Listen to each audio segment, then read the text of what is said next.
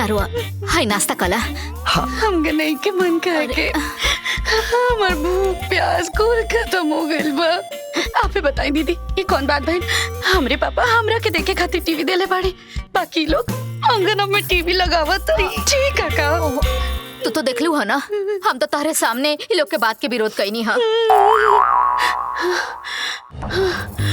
बाप रे बाप, अरे बाप रे बाप, बुझाता कि हमरा के हार्ट अटैक आ जाए दीदी अगर हम टीवी ना देखब तो। वे दादा ए मुन्नी, हम मोबाइल ही हम देख लिया। मोबाइल में देखी हम काहेला मोबाइल में देखी? अरे हमरे पापा हमरा के देखे खातिर टीवी देले बाड़े, अपना घर वालन के कहीं ना कि मोबाइल में देखे बैठ के। तो का करी, हमरो तो ना कुछ चलत हो जू। हां करबू का आप तू?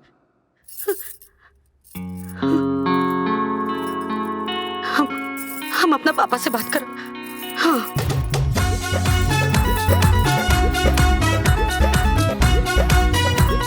हेलो पापा, यहाँ टीवी अंगना में लगत है।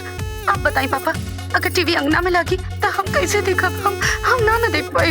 अच्छा तई बात बा बेटी। का भाई जी फोन हमरा दही। बेटी ए बेटा तने स्पीकर पर डाला था। हाँ मम्मी का भाई बेटा? कहता लोग कि अंगना में टीवी लगी। ये सब बात सुन के बुझा था कि हमारी तबीयत ये खराब हो जाए, बुखार आ जाए हमरा के। आ गई ना समस्या? अरे परेशानी बना बिटिया के। हाँ बेटी पूरी बात कह।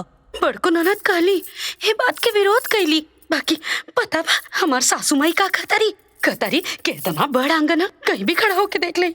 बताई अब का कर जाओ? कितना देर खड़ा रहा दीदी? हमरा के समझ में नहीं क्या हुआ।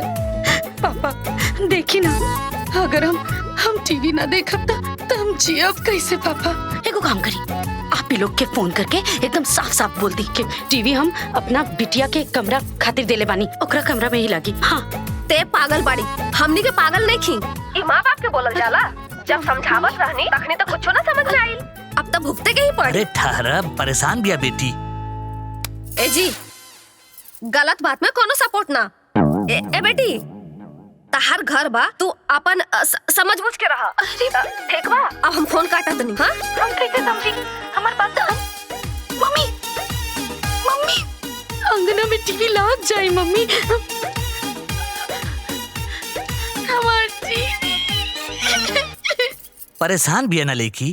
कोनो परेशानी नहीं के, टीवी से कोनो परेशानी होला? हाँ ना ही टीवी से परेशानी ना होला, लेकिन ऐसन बीबी से परेशानी जरूरे होला। ते का दांत निकालत रे, जो अपन काम कर।